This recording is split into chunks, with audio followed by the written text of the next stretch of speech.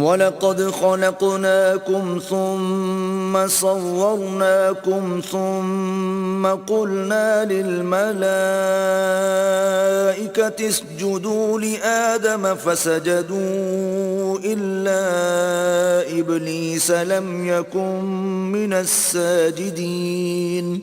اور ہم نے تم کو ابتدا میں مٹی سے پیدا کیا، پھر تمہاری شکل صورت بنائی، پھر فرشتوں کو حکم دیا کہ آدم کے آگے سجدہ کرو تو سب نے سجدہ کیا، لیکن ابلیس کہ وہ سجدہ کرنے میں شامل نہ ہوا۔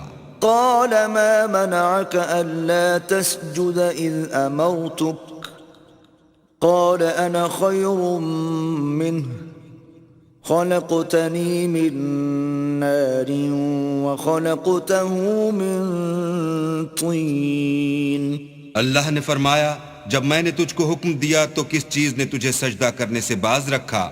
اس نے کہا کہ میں اس سے افضل ہوں، مجھے تو نے آگ سے پیدا کیا ہے اور اسے مٹی سے بنایا ہے۔ قال فاهبط منها فما يكون لك أن تتكبر فيها فاخرج إنك من الصاغرين۔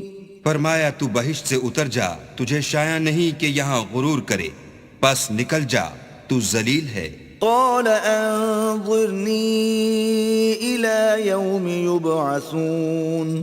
اس نے کہا کہ مجھے اس دن تک مہلت عطا فرما جس دن لوگ قبروں سے اٹھائے جائیں گے۔ قال إنك من المنظرين۔